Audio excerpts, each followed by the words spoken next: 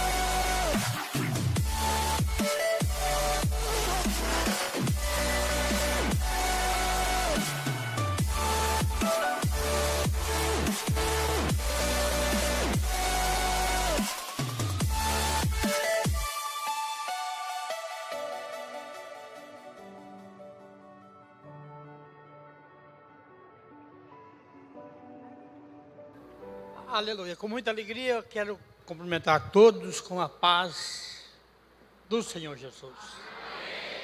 É um prazer muito grande voltar a essa cidade, né? Todos os anos eu estou aqui e me sinto bastante honrado nesta noite poder estar aqui com o pastor Daniel, sua família. E estivemos juntos, tem o quê? Mais de 10 anos, né? Muito mais. Que bênção. E eu estou bem. Não dormi essa noite. Com medo de perder o voo. Saí da minha casa às 2h30 da manhã. E para pegar o voo 4 horas, o voo de repente ficou em solo mais de 1 hora e acabou que dando certo. Pegue a sua Bíblia comigo, eu quero compartilhar uma palavra com você. Salmo 42, vamos ler.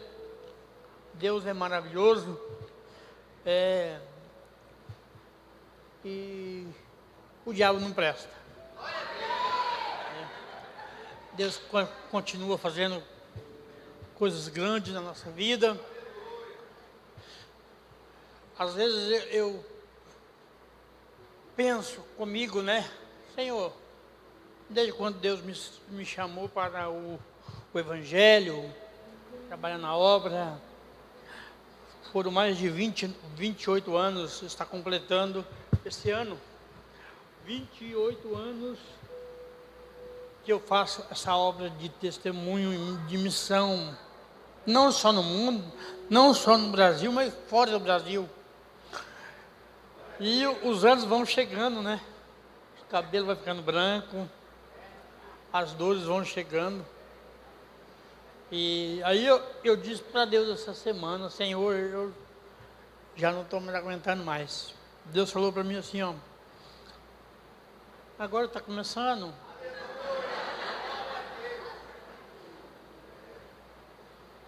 Aí eu lembrei da vida que eu passava, né? As angústias, as coisas que... Aí eu falei, não, Senhor, não está mais aqui quem falou. Estou pronto. Amados, Salmo 46, é um prazer estar aqui com vocês aqui. É claro que a igreja mudou toda, né? Muita gente nova, né, pastor? É uma bênção. E falei com o pastor, a igreja, ela se expande conforme a fé do pastor. Então, ajude o pastor Daniel a orar nesse projeto de expansão do reino. É para o reino, né? Eu creio que na próxima, veja, vai ser num tempo maior do que isso aqui. Então, esta é a visão nossa, visão de multiplicar. Às vezes as pessoas me perguntam, pastor, mas o ID ali é só do pastor? Não, O ID não é só do pastor. O ID é para todos aqueles que receberam Jesus no Calvário. Aqueles que se entregaram suas vidas ao Senhor e eles agora têm consciência que eles agora pertencem a uma família. Então você tem a obrigação de divulgar o Evangelho. Salmo 42 diz assim: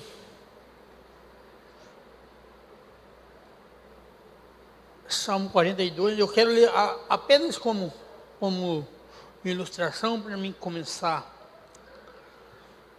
a tecer os meus argumentos com relação ao que eu vou dizer aqui. Versículo 1 diz assim: como o servo anseia pelas correntes das águas, assim a minha alma anseia por ti, ó Deus.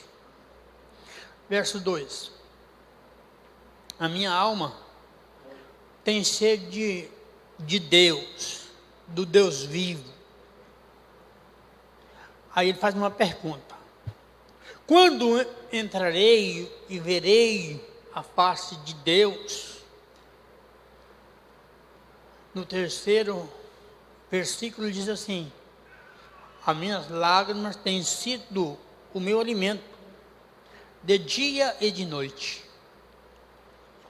Porquanto me dizem constantemente: onde está o teu Deus?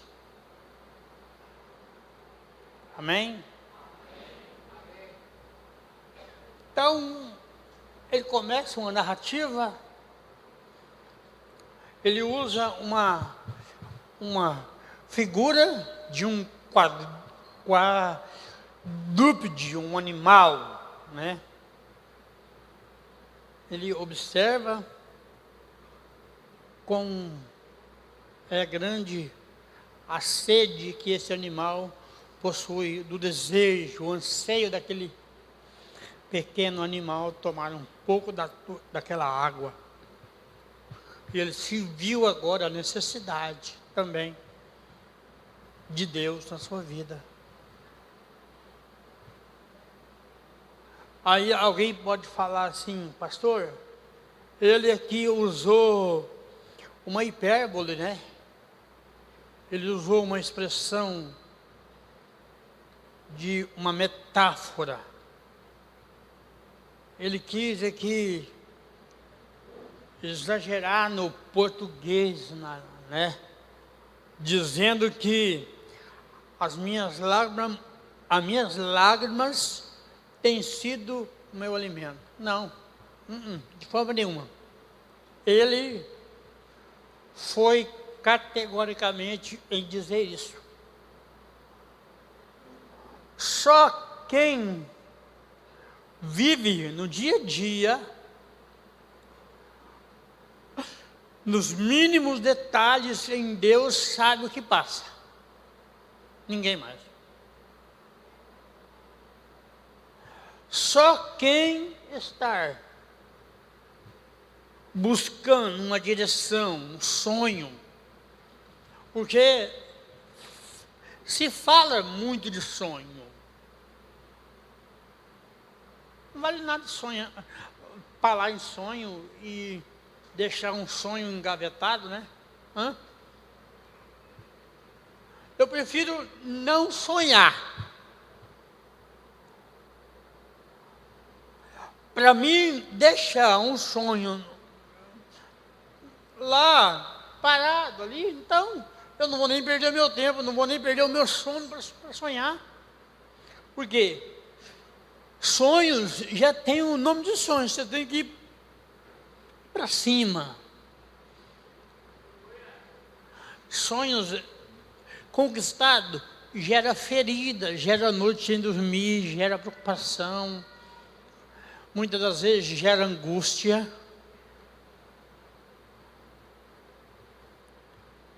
Sabe, tem uma cadeia de coisas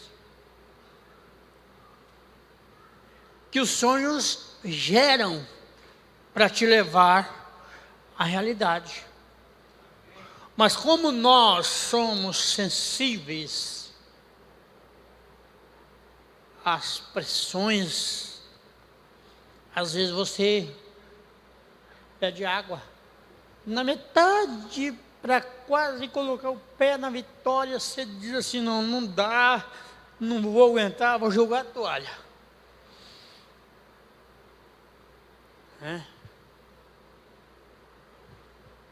Ele diz aqui que ele chorava muito.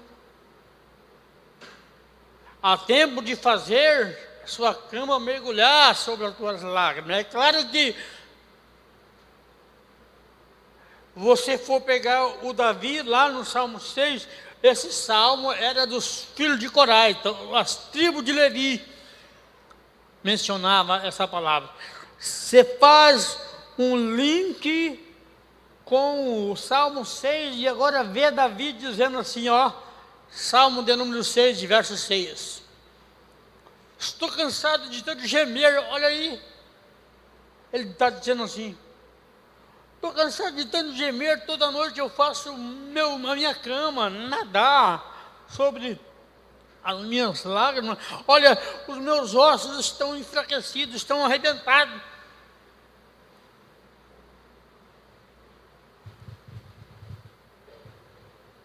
Então,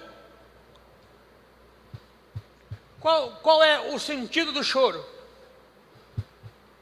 Por que quando você ouve a palavra choro, sim, já, o teu cérebro automaticamente, a tua psique já entende que? Entende o quê? O senhor sabe, pastor? Quando alguém me vê, irmãos, eu choro muito, mas eu choro para ninguém ver, porque ninguém vai conseguir resolver. Às vezes eu estou chorando, alguém vê, vai chegar para mim e vai falar assim, você está bem? Você está sofrendo? Você está angustiado? Então, para muitos, o choro é sinônimo do quê? De tristeza. Para muitos, o choro significa, ou melhor, o sinônimo do choro. Eu sei que na realidade não é isso, de forma nenhuma.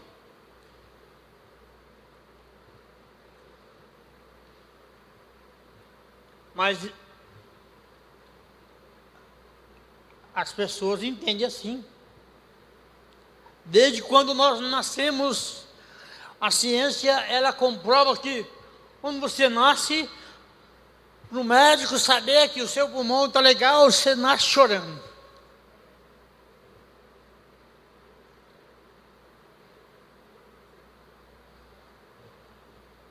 A ciência fala que chorar faz bem para a alma, faz bem para o coração, faz bem para a saúde.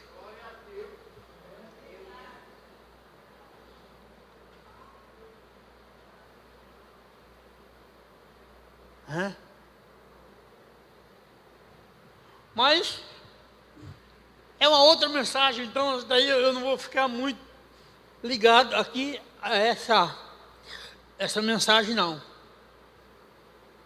Por que eu estou dizendo isso nessa noite, amados? Nos anos 1960, não, vou jogar mais, 1950, a igreja, para não falar lá da igreja primitiva, né? Vamos jogar em 1950. Todos os irmãos, os cristãos, usavam duas armas potentes e poderosas quando ia para as suas congregações adorar o Senhor. Qual que era, pastor? O primeiro era a Bíblia e o segundo era o lenço. Mas por quê, pastor? Porque sabia, olha que conexão, sabia aonde o povo de Deus se reúne, alguma coisa ia acontecer. É. Deus falava, o Espírito Santo se apoderava, e não tem coração que suporta quando o Espírito Santo se apodera. Ô irmão, não tem como segurar, deixa de segurar, não tem como segurar. Aí eu vejo a minha história também foi gerada através do choro. Primeiro da minha avó, depois da minha mãe. Minha avó nasceu cega dos 2 olhos. Ela não era uma pessoa com deficiência visual comum, não. O estado dela era avançado. Ela nasceu sem os globos ocular. E agora cresceu em 1920 ali naquela região do Paraná, no sul do Brasil ali. Casou-se com meu avô, um homem carrasco, que agredia muito aquela mulher, porque ela um dia resolveu entregar a tua vida ao Senhor Jesus. E a história segue que ela, observando a minha mãe engravidou de mim e de repente, com 6 meses para mim nascer, minha mãe lavava as suas roupas na beira de um rio. Naquele tempo não tinha tanque, não tinha máquina de lavar roupas, as mulheres lavavam suas roupas lá na beira do rio.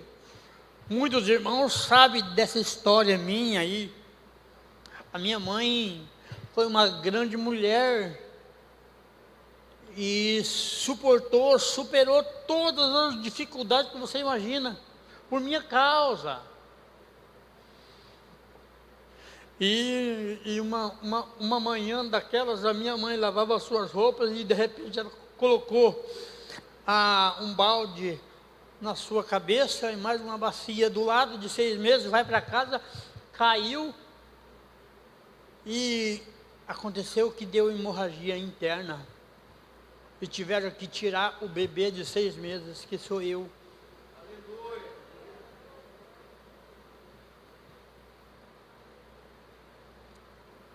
Não houve o que fazer, porque não tinha nem médico. As parteiras foram lá e socorreram a minha mãe. Arrebentou toda a barriga da minha mãe. Não teve como nem fazer nada. O médico era muito longe, não tinha o que fazer. Quando levaram aquela criancinha pesando menos de 400 gramas para o hospital, junto com aquela mulher, o médico disse assim: olha, nós vamos colocar ele aqui numa câmara intubadora para ver se ele consegue ganhar pelo menos um pouco de peso, um pouco de cor, para ver pelo menos um ciclo de 9 meses. E assim foi. Mas enquanto isso, a minha avó, lá no seu quarto, dizendo: Deus, tenha misericórdia. Senhor, eu te adoro, eu te sirvo, e eu quero que o Senhor faça uma obra na minha casa.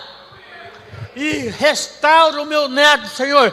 Liberta ele, tira aquela alma, não deixa o diabo tomar, porque ele é seu. E o Senhor ouviu a oração daquela mulher. E depois de completar os 90 dias no hospital, os médicos chamam meu pai. A minha mãe diz assim: seu filho está com alta, pode levar ele para casa. Vou resumir porque é muitos dados, é muitas informações, não consigo passar em 2 noites.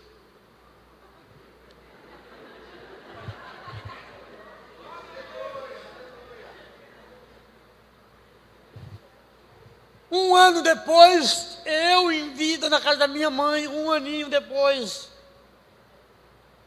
todo mundo dizia assim: não vai viver, não vai dar certo. 5 anos depois, a medicina descobre que eu sou possuidor de uma doença incurável pela medicina. Aí chocou todo o coração da minha mãe. Sabe, é duro uma mãe chegar no hospital e ouvir do médico dizer assim: o seu filho tem uma sequela, uma paralisia no cérebro e ele está condenado para nunca mais andar. Seu filho não tem cérebro, teu filho vai vegetar por toda a vida, leva ele embora para casa, cuidem dele com muito carinho, ele vai ser um jovenzinho especial, ele vai crescer no meio de vocês, vão ter que ter muita paciência com ele. E o tempo foi passando e minha mãe ficou muito nervosa, muito angustiada. Em contrapartida, minha avó de joelho dizia: é mentira de Satanás, é mentira. Deus, o Deus que começou a boa obra, vai terminar. O Deus que começou a fazer alguma coisa na tua vida, o ano ainda não acabou. Aguarde em Deus, Deus vai fazer, Deus vai falar. Ô irmãos, agora eu vou resumir 10 anos mais. Olha, 15 anos chegou. Imagina uma mãe carregar o filho no colo, 15 anos, numa cidadezinha pequenininha, no colo, babando, usando babador. Imagina a pressão da sociedade. A escola não quis aceitar a minha mãe me pôr na escolinha junto com os meus 5 irmãos.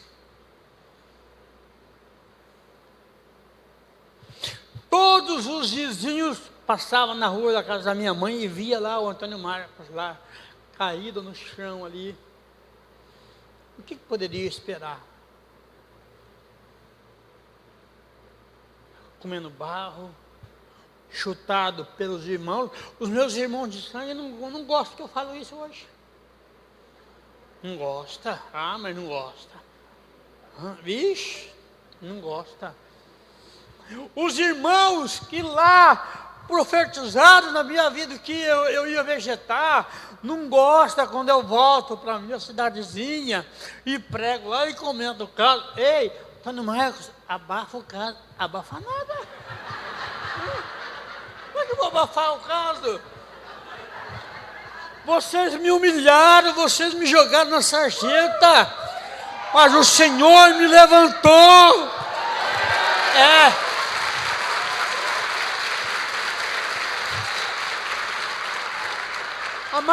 Amados, olha, se eu fosse falar tudo o que eu gostaria de falar, eu ia preso, irmão.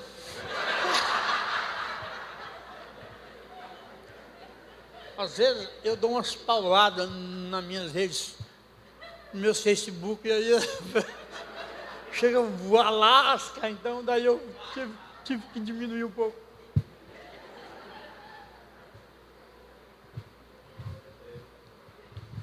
Eu estou mencionando a teoria do choro.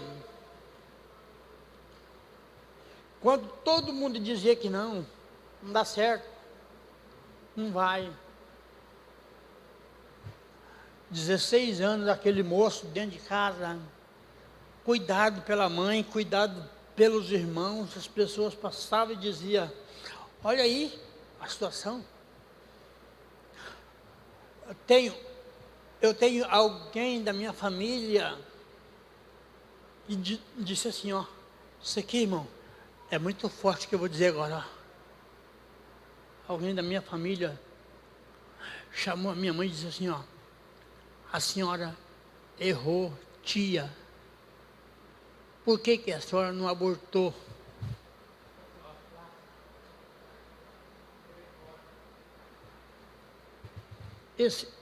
Esse cidadão, ele me judiava tanto quando minha mãe saía de casa, quando minha mãe ia trabalhar. Ele falava para todo mundo que o filho da Dona Maria era imprestável. Que eu teria que ter morrido no ventre da mamãe. Minha mãe chorava de ouvir essas palavras dele. Agora, como é que você entende, como é chamar a atenção de Deus, pastor? Que jeito que é? O senhor sabe? Como é que é? Os irmãos sabem? Como é que eu consigo atrair Deus para mim, irmão? Como é que eu faço para chamar a atenção de Deus? Alguém diz assim, ó. Se eu ofertar a chave do meu carro lá no gasofilácio, eu vou conseguir atrair? De jeito nenhum.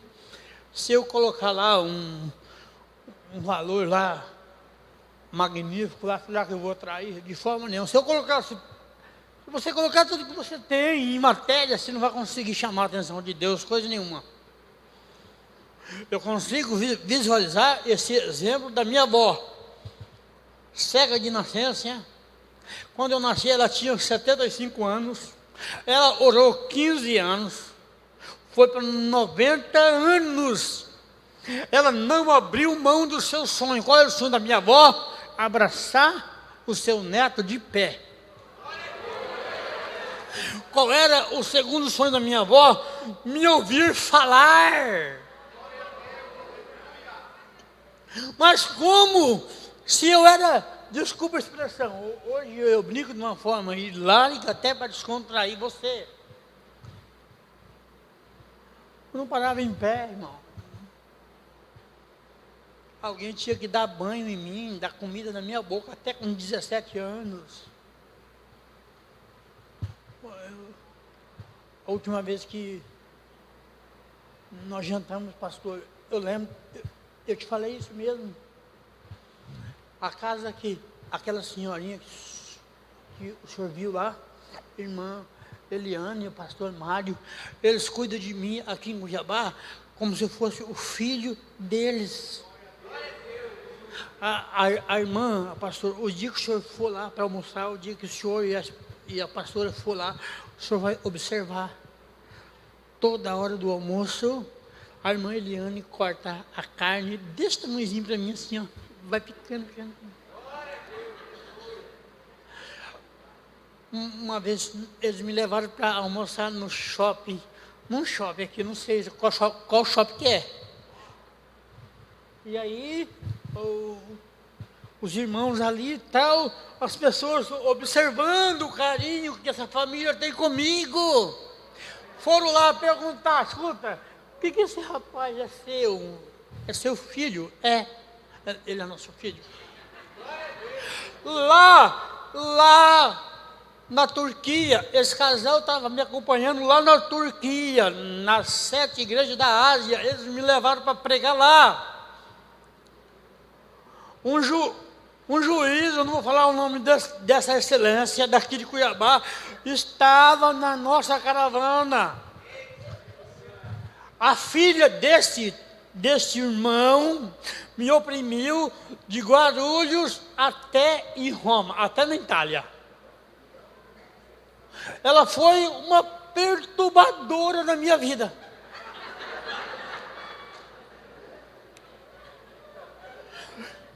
E não tinha anunciado quem seria o pregador lá da igreja da Ásia, Laodiceia. Quando anunciaram que um tal de Antônio Marcos, do sul do Brasil, ia pregar na igreja de Laodiceia, eles ficaram prestando atenção no que eu ia falar. Aí o juiz falou para a filha, escuta, eu perdi a minha viagem. Vim aqui para ouvir um cara desse falar.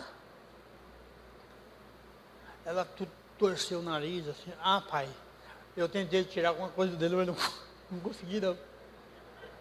Ela tentou conversar comigo no voo. Ela tentou fazer umas perguntas para mim, eu fiquei quieto. Respondia só o necessário, só e pronto, acabou.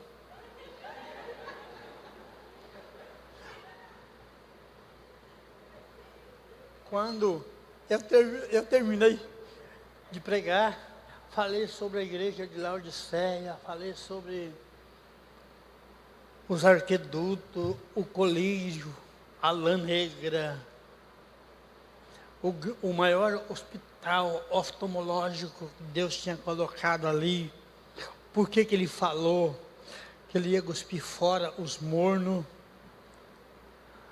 E o guia turco estava do meu lado e ele explicou umas coisas lá, sem nexo. E quando eu comecei a falar, ele cochichou no meu ouvido: pastor, ele me chamou, pastor, como é que você conseguiu tantas informações? Eu falei: amado, eu sou cristão em Cristo, eu sei das coisas.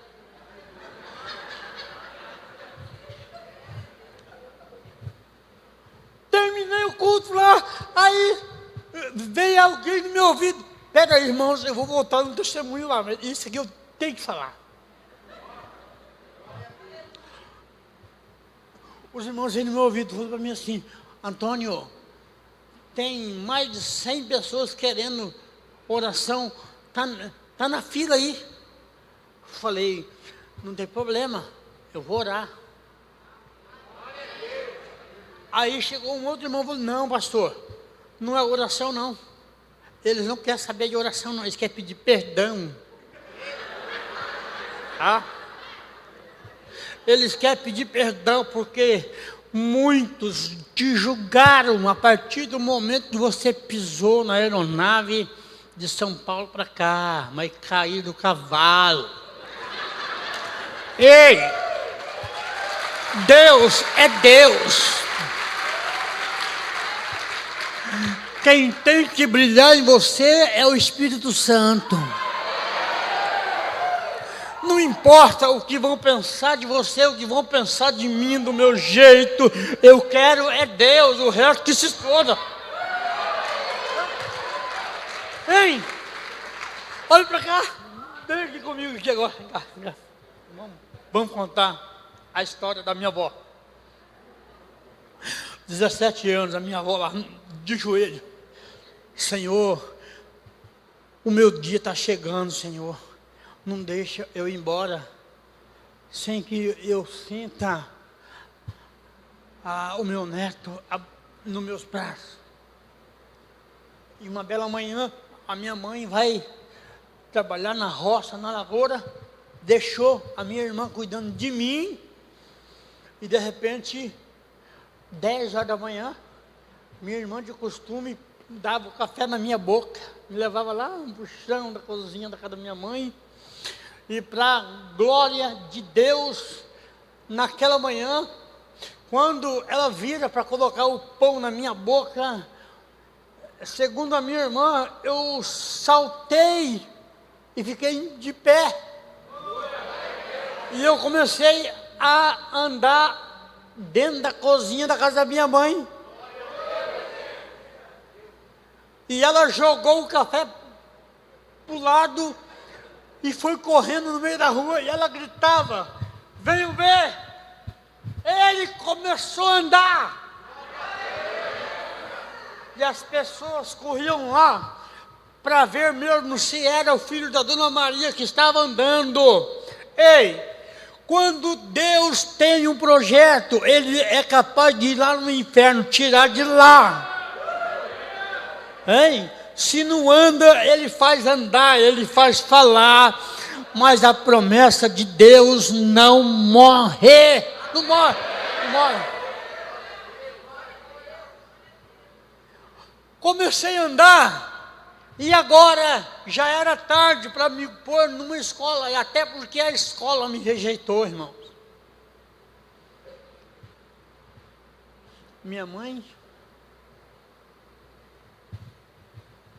Minha avó chama minha mãe e diz assim: agora chegou a hora. Agora você vai pegar o seu filho e leva ele lá. A escola agora vai ter que aceitar ele. Mas mãe, não tem mãe. Vai lá. Deus falou comigo que vai terminar. Minha mãe disse assim, minha mãe, ele começou a andar hoje. Ele nem sabe quem eu sou, nem quem a senhora é. Não tem problema. Deus é Deus. Vai a minha mãe de novo, lá na escolinha. E com muito custo me colocou para estudar. Primeiro dia de aula, junto com os meus 5 irmãos de sangue, imagina só, descalço, com babadura amarrado no pescoço, tombado para cá ou para a esquerda ou para a direita, sem coordenação nenhuma. Imagina! Não sabia onde eu estava, não sabia quem eu era. E me jogaram lá, no fundo da sala de aula, deixaram lá. E aí, a professora disse assim, ó, deixa ele aí. A mãe dele está insistindo tanto, a avó dele está insistindo tanto. Meus irmãos ficaram com vergonha da minha presença junto com eles ali. Por isso eu ensino meus 2 meninos, meus 2 rapazes, sobre o amor ao próximo.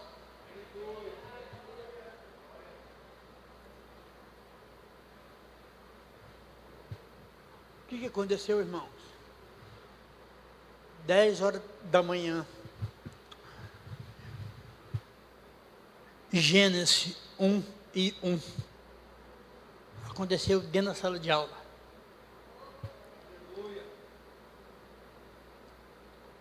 O que diz lá em Gênesis 1:1?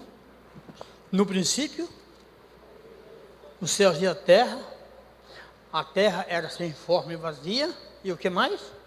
Havia o quê? Não pode soltar aqui no telão, não? Se alguém, eu quero que vocês acompanhem comigo, se alguém puder colocar aqui, agradeceria demais. Gênesis 1:1, você vai ver, que coisa linda, olha só. Acompanhe, irmãos, isso é por isso, querido, que eu não posso voltar a retroceder a minha vida. É por isso que Deus não permitiu que eu viesse trabalhar um dia para o homem natural. Porque o que Deus fez na minha vida, irmão, não há dinheiro que paga no mundo. Não há. Olha, Gênesis 1:1, vai soltando os versículos aí. No princípio, Deus criou o céu e a terra. E a terra era sem forma e vazia. Havia trevas sobre a face do abismo, e o Espírito de Deus se movia sobre a face das águas. E disse Deus, isso é que eu amo. E disse Deus, haja luz, e houve lá atrás, como era feita a terra, sem forma e vazia. Havia o que na terra? Escuridão. Como era feita a vida do Antônio? Era vazio. Não pensava, não processava, não tinha valor para nada. Vivia uma vida obscura, nas doenças, na sarjeta. Os irmãos pisavam por cima daquele rapaz ali. Passavam as pessoas na rua, apontavam com o dedo e dizia assim, olha lá o filho da Dona Maria. Me condenavam, me julgavam. Lá na sala de aula, aconteceu isso aqui, ó. Deus, Ele vai com o seu olhar de misericórdia. Deus, minha avó, consegue atrair o olhar de Deus. 17 anos de oração. Deus, liberta o meu neto, Senhor. Ei, será que não está na hora de você falar, Senhor, liberta a minha casa, Senhor. Senhor, meu esposo, minha esposa, minha casa precisa da tua mão. Deus, a minha casa precisa da tua mão, Senhor. Lá na sala de aula, sabe o que aconteceu lá? O Espírito de Deus, ele fez uma transferência.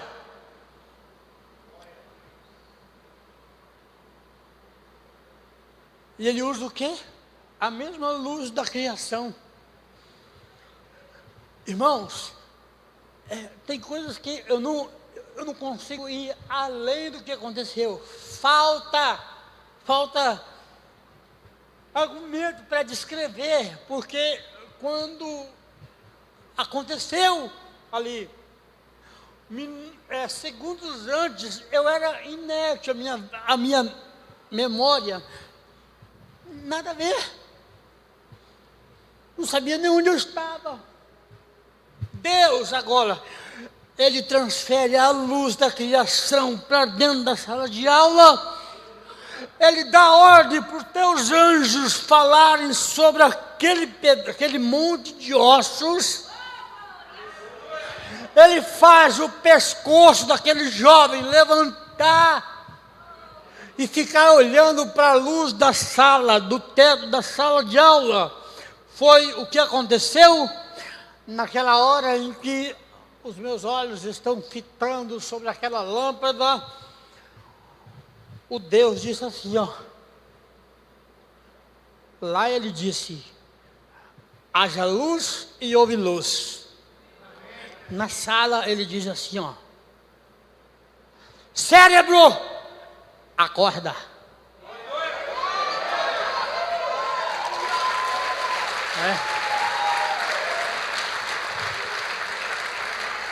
Ele diz assim, ó, que haja memória.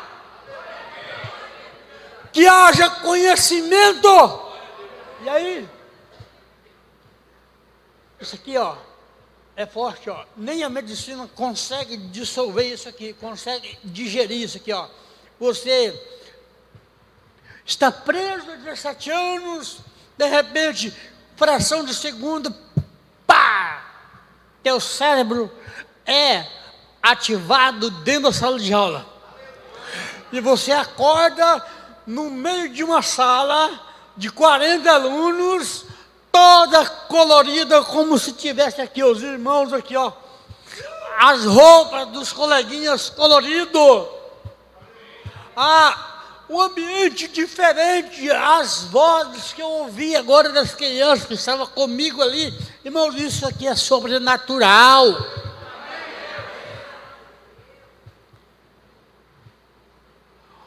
Eu achei assim, muito lindo a sala, as crianças. Agora, o meu primeiro minuto panorâmico, eu comecei a olhar a visão panorâmica. Eu comecei, irmão, os primeiros minutos ali, eu começava a digerir, entender, guardar na memória aquelas coisas ali.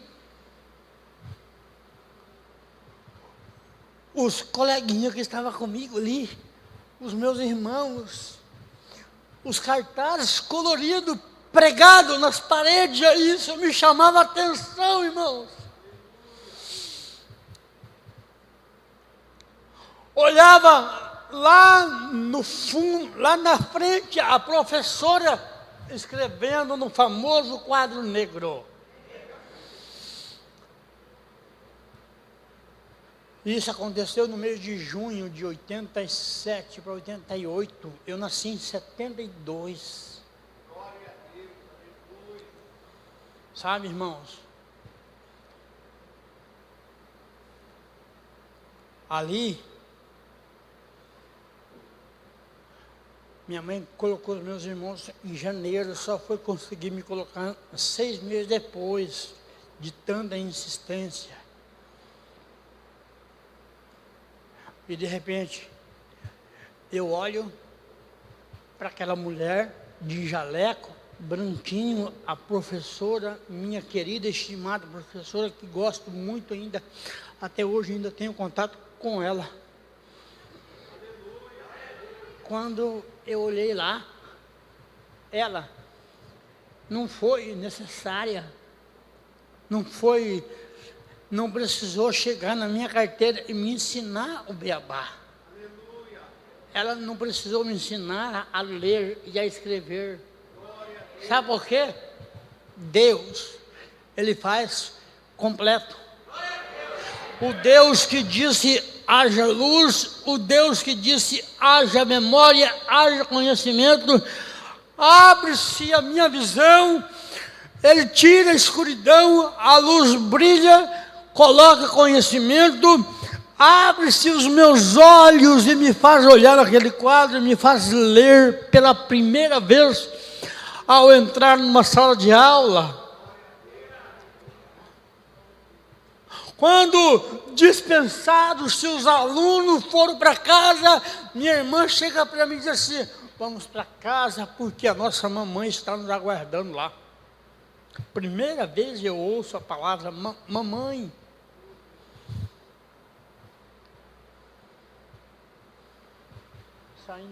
Saindo em direção à nossa casa, eu observava tudo, eu via as crianças correrem, os cavalos, os carros, eu ficava admirando aquilo ali. Eu estava vendo aquilo pela primeira vez. Para mim agora era fantástico, fenomenal ver as folhas das árvores se moverem. Minha irmã me puxando para casa, e teve um momento que eu soltei a mão daquela moça e comecei a olhar para cima. Avistei um pássaro, um pardal, num fio de alta tensão, e aquele pássaro assoviava, ele cantarolava, ele abria suas asas, e agora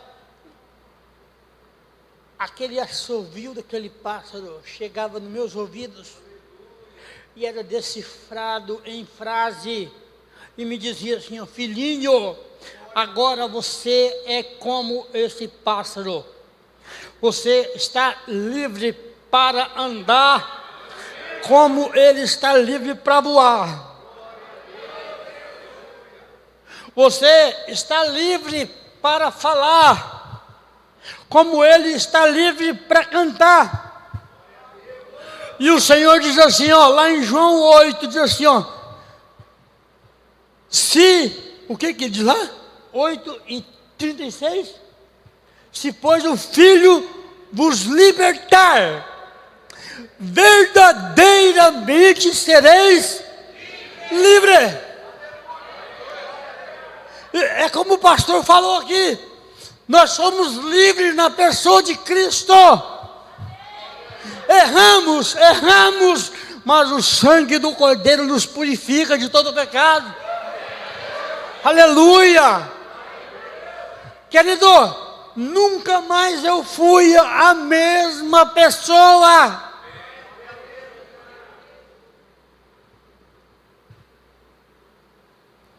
Eu não sei quanto tempo que eu tenho aqui hoje, não sei se deixar como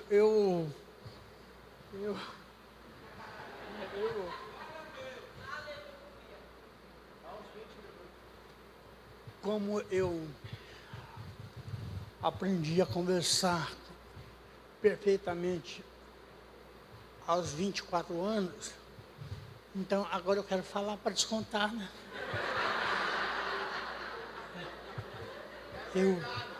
Eu gosto de falar. Sabe, é gostoso você falar assim: Cristo mudou a minha vida, aleluia. Eu passo por luta igual vocês, ou pior ainda. Passo. Ei, você não faz ideia. Se você não queira, está na minha pele, sangue do Cordeiro.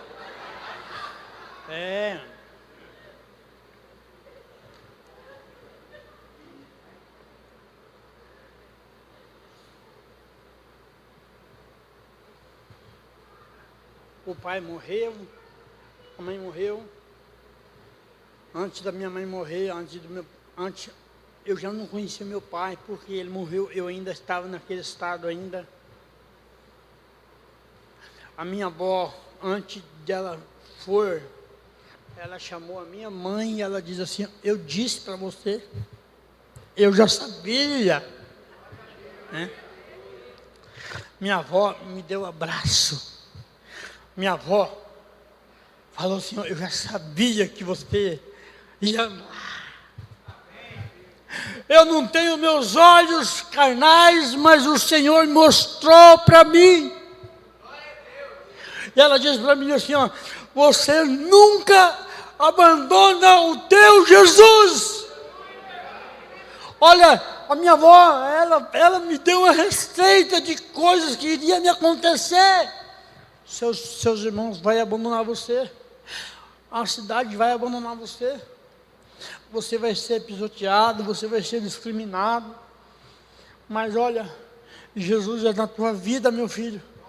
Você nunca abandona o Cristo da tua avó, Ele vai te reerguer dessa cidade.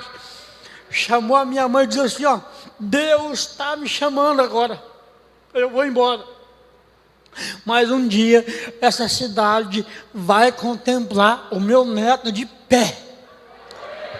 E um dia, Deus vai fazer do meu neto um pregador do Evangelho para pregar neste Brasil e fora deste Brasil. Minha avó chama minha mãe e diz assim, ó, e um dia o meu neto, ele vai ser um doutor que vai defender o Evangelho. Ô irmãos, e alguns dias depois o Senhor leva a minha avó embora. Tudo o que ela profetizou aconteceu. A família me abandonou, a minha mãe morreu, a avó. E os meus irmãos me deixaram naquele interiorzinho ali, na casa que minha mãe tinha deixado, casa de madeira. Levaram metade da casa no caminhão, deixaram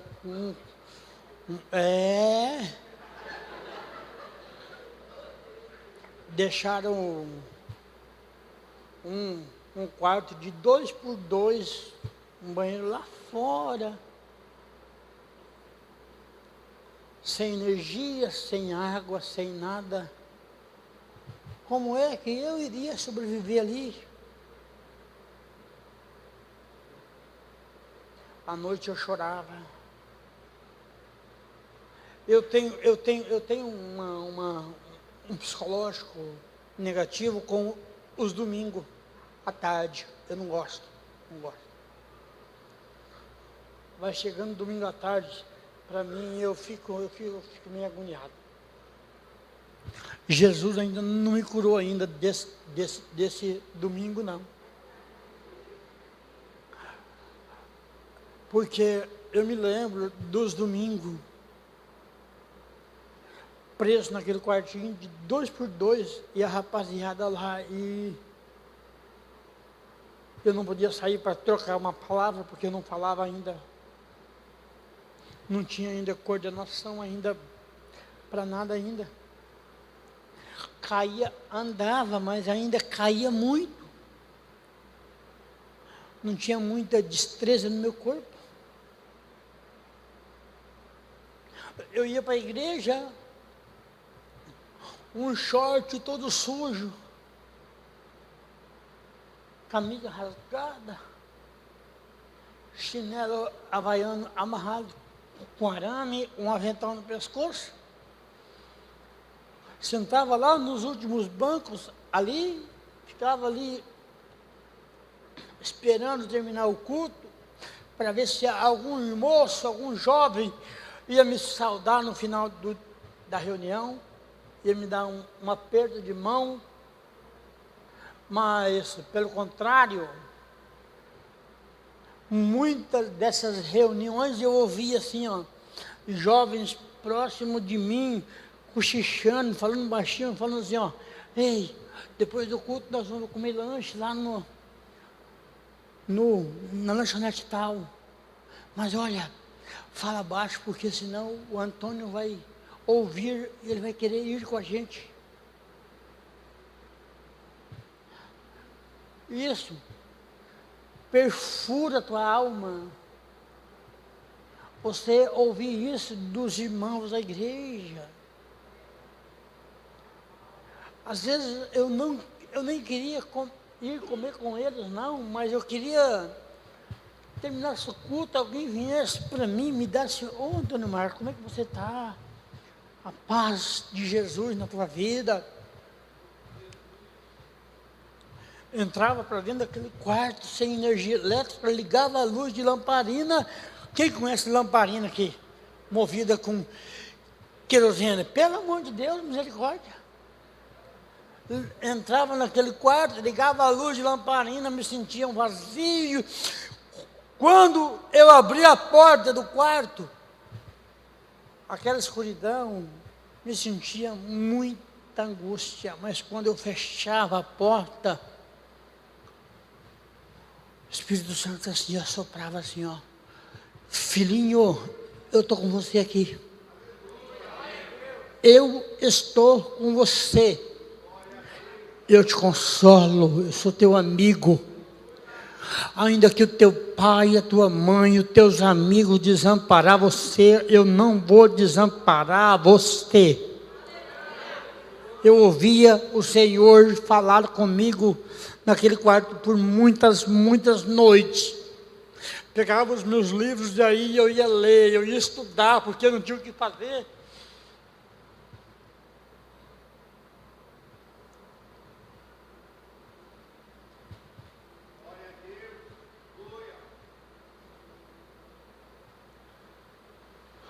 Eu tinha dificuldade para botar os botões da camisa.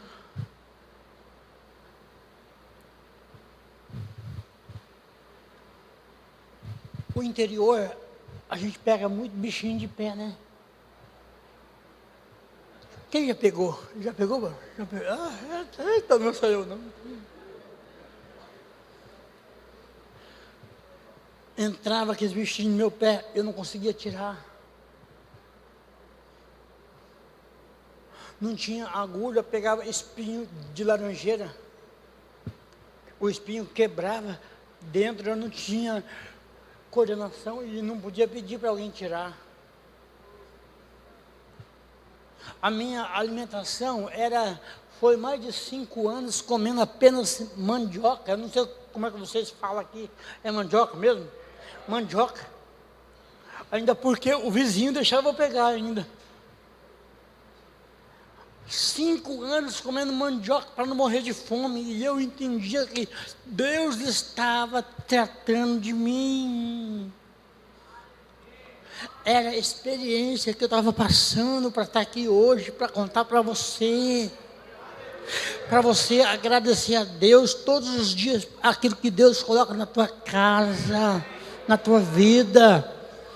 Às vezes você reclama porque tem um pão francês, né?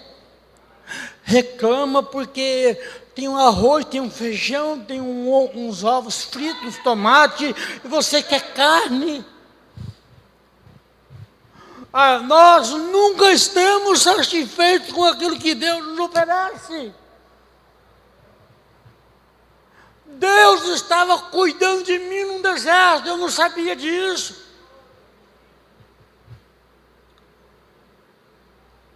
E agora, sabe quando que a cidade foi reconhecer o Antônio Marcos?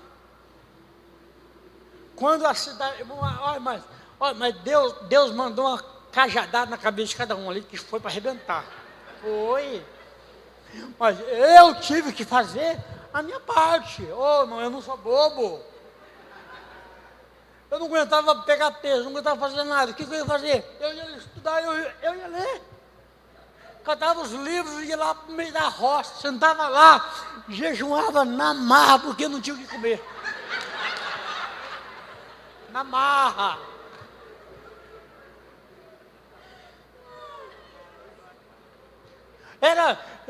Quando chegava na casa, era um pedaço de mandioca de manhã, mandioca no almoço, mandioca assada de tarde, e de noite, dá-lhe mandioca.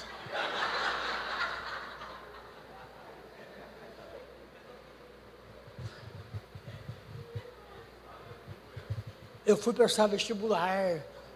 Peguei carona em cima do caminhão.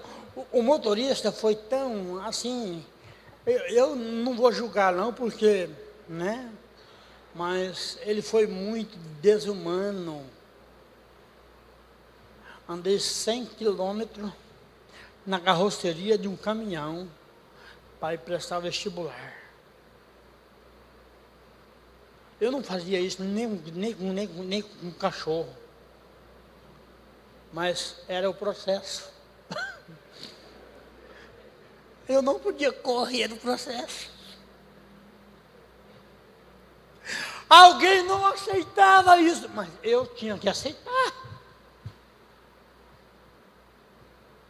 Fui lá, me inscrevi no vestibular, público, faculdade estadual, 5.000 candidatos, só eu lá, de bobinho lá. Cara chatada, cara de retardado. É assim que o povo me chamava. Pescoço tombado para cá, um babador amarrando o pescoço. Ei, imagina, querido, imagina, você tem um filho assim, imagina o que a minha mãe sofreu comigo naquela cidadezinha ali. Quando a minha mãe me colocava no pescoço, ia lá para os hospitais, o médico mandava a minha mãe embora para casa. Leva embora, não tem jeito não. Imagina um moço chegar na fila de vestibulando, não me rela, não me toca, né? Os filhinhos de papai, os playboyzinhos da vida, tava lá. As garotinhas cheirosinhas, tudo pozinho de arroz, lá não queria nem conversar. Cada loira bonita que tinha lá, rapazes, tudo da alta, mas estava lá também o Filho de Deus, o Antônio. Estava lá também o Mefibosete da vida, estava lá. Aleluia! 5.000 candidatos, vamos disputar 25 vagas. Deus vai lá e fala assim, ó, eu vou te dar uma dessa daí. Me colocou em 9º lugar, eu falei, chupa essa aí, cão.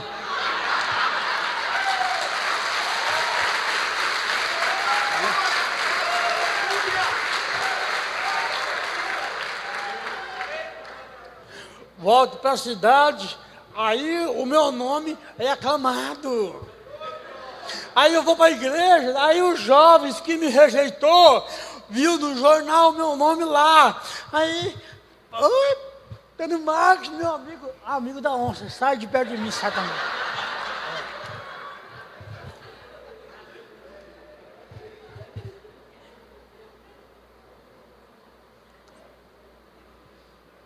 Aí a igreja começou a me dar valor, irmãos. Aí, irmãos, a cidade começa a ver, irmão, a diferença. O profeta Malaquias diz assim, ó, e verás o quê? E verás a diferença naquele que serve a Deus e naquele que não serve a Deus. E Deus falou no meu coração que o momento meu chegou. Eu vou parar. Deixa para amanhã.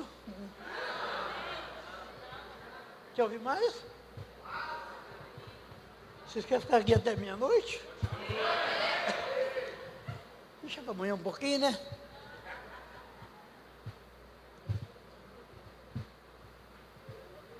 Naquela cidadezinha, eu tive que quebrar todos os protocolos que você imagina. Comecei a sonhar, comecei a chorar muito. Andava a pé, eu caía muito. o meu primeiro sonho foi realizado, foi a bicicleta.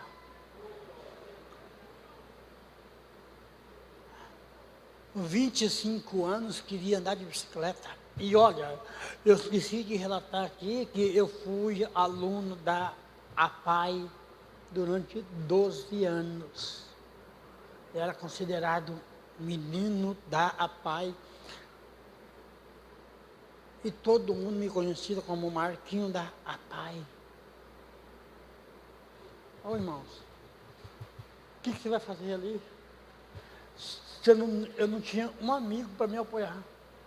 Eu não tinha o meu pai, mas eu não tinha os meus irmãos.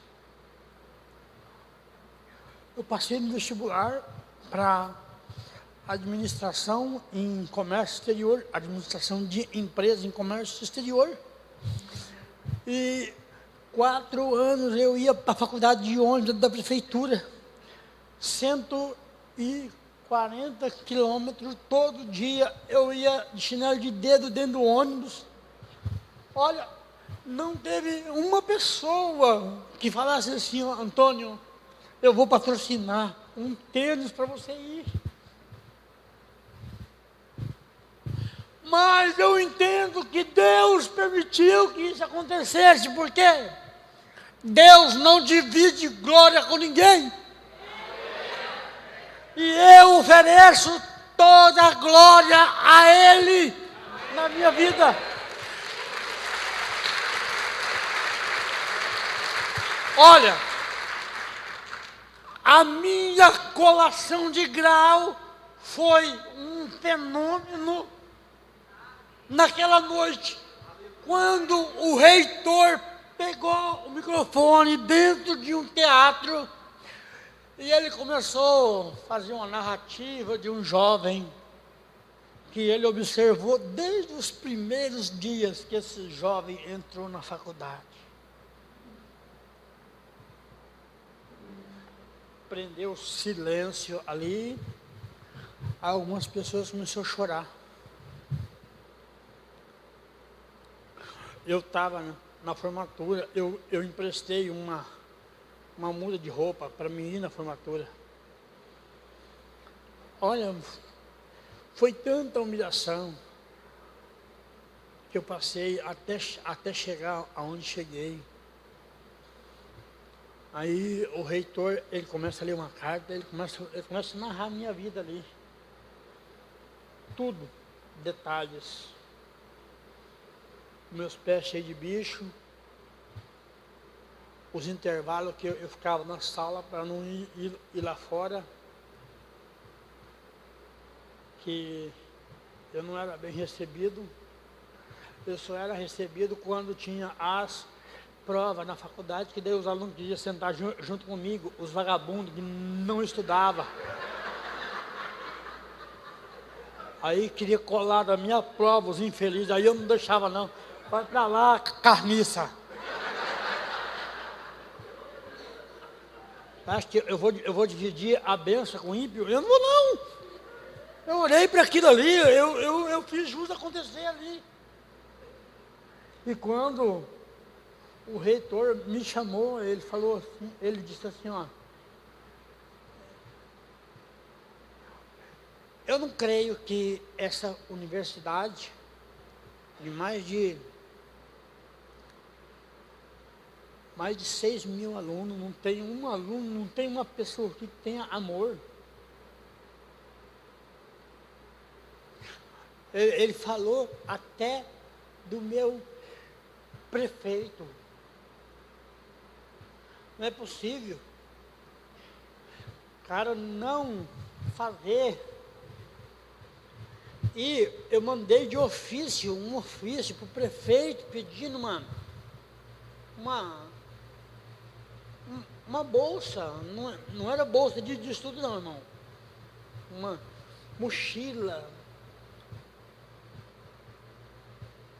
Ele não me deu. Aí eu te pergunto para você, jovem.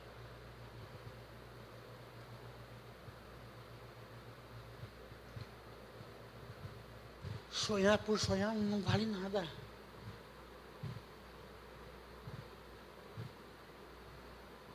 Você acha que querer é poder? Está errado esse contexto? Está errado? Você acha que está errado? Você acha que está errado eu falar para você assim, ó, querer é poder? Eu estou errado em falar isso? Hã? Estão certos, eu não estou errado. Sabe por quê? Quando eu quero, quando eu sei a fonte, quando eu determino o que eu quero, eu vou, custe o que custar. Para mim estar aqui, ó, gerou ferida, gerou noite sem dormir. Para mim passar lá, naquele vestibular, eu estudei à luz de querosene. O sono vinha, eu não tinha. Hoje nós temos esses energéticos, Red Bull, Buzz, sei lá quanto tipo de energético tem. Café, né? Coca-Cola, né? Quando dava o sono, eu ia lá fora, catava uns pedacinhos de pauzinho assim, ó, colocava na pálpebra para mim não dormir. Eu queria. E sabe, pessoas especiais, como diz a gente, na porra, você tem que se esforçar 10 vezes mais do que um garoto natural. Você tem que fazer diferença lá. Tem. Cara, você tem que arrebentar para você conseguir alguma coisa, porque senão eles te matam você. Você é atijolado.